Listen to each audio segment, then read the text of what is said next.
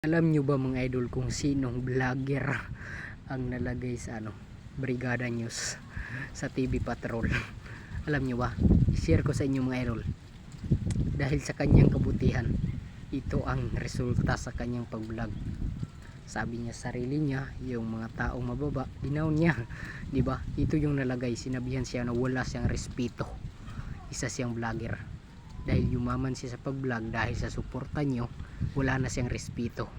Sinabihan siya sa TV Patrol. Kasi hindi na siya wala na siyang respect sa mga tao. 'Di ba? Wala siyang respect. Sinabihan pa siya ng mga tao na porket na mayaman na daw siya, hindi na siya lilingon sa mga mga taong naghihirap. Pero ang nakatulong daw sa kanya yung mga taong naghihirap dahil sila yung nagsuporta, di ba? Totoo yun. Sabi sa Brigada News mga idol, kung alam nyo ba, kung hindi nyo to alam, malaman nyo to. Sabi sa Brigada News, wala daw siyang respeto dahil yung mga tao inabuso niya, di ba? Inabuso niya kasi hindi daw siya nagrespeto. Na maagang balita di ba sa TV Patrol. Natatawa ako mga idol, nakikita ko. Gagi. Yun, dahil porket mayaman ka, hindi mo alam yung mga tao yung nakatulong sa iyo, hindi mo na hindi mo na rinespeto. Hindi ka na nagbigay ng respeto. Yun, deserve yun sa iyo, idol. Idol. Idol kita sa idol kita sa gagihan mo.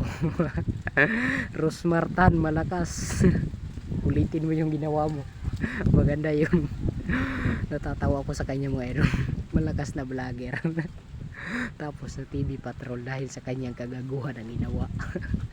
So yun lang mga idol. Patuloy nyo yung tulungan yung mga taong hindi marunong tumulong sa inyo. Gagi pala itong mga vlogger na to. Alam nyo mga idol, dapat yung tulungan yung mga vlogger. Yung maisip kayo, i-mention ko dito mga idol kung sino marunong tumulong.